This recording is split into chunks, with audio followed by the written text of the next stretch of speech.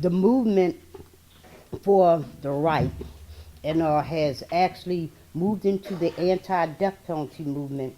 Because where Mumia cases right now is either life in prison without the possibility of parole or a death sentence. And the other side is fighting desperately to have him executed. They have a black man by, so that they seem like they don't want to pay the race card when they got the whole darn deck thrown at us. They have a black man by the name of Tigray Hill that's doing a film on Mumia, because you got to justify the execution. And within these 29 years heading into 30, they haven't been able to.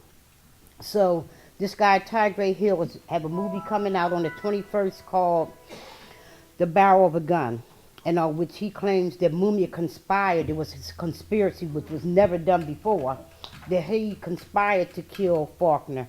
So you have the black man, filmmaker, the black district attorney, and who ran on the platform that there's absolutely no evidence to point to the fact that Mumia is innocent.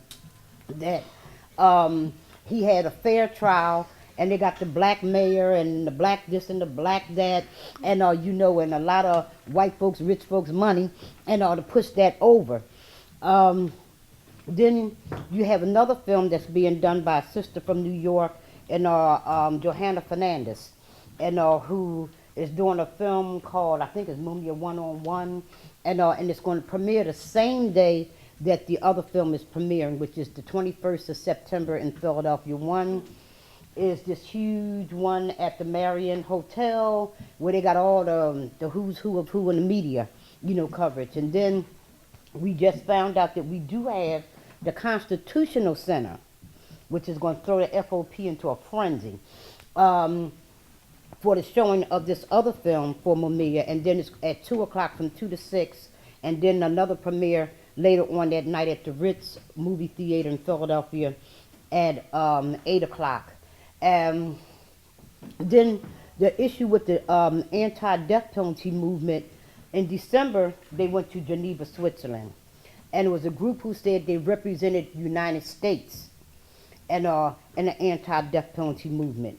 And they said, irregardless of the merits in Mumia's case, he has driven a wedge between the anti-death penalty movement. They said in 1999 that the Fraternal Order Police, the largest law enforcement group in the United States, and called for the boycott of Mumia.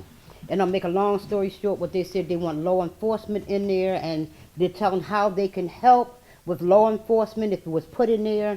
And but you got one thing, you got to talk about executing Mumia. We have taken a very strong position. I am an abolitionist. Ever since I joined the MOVE organization, I'm an abolitionist. And this government dropped a bomb killing 11 men, women, and children in our family. No one has ever heard us call for the death of anyone that's involved in it. Police, governor, mayor, president, the whole group of them. We have never, but we call for the execution, the mentality that causes a person to want to kill. But the reason why this is important is because in this film, what they're showing that there is no support for Mumia except with the movement. And they say that they claim that I am the movement. Convince people that the lies, and that Mumia is innocent, that he didn't have a fair trial. So they're showing the other side. Again, this is to justify, and they put big money in here. One of the stances that we took, we called the different people that was involved in the writing of this letter. And again, we have turned out to be the people who are targeted as causing the division in the anti-death penalty movement, because our position is very clear.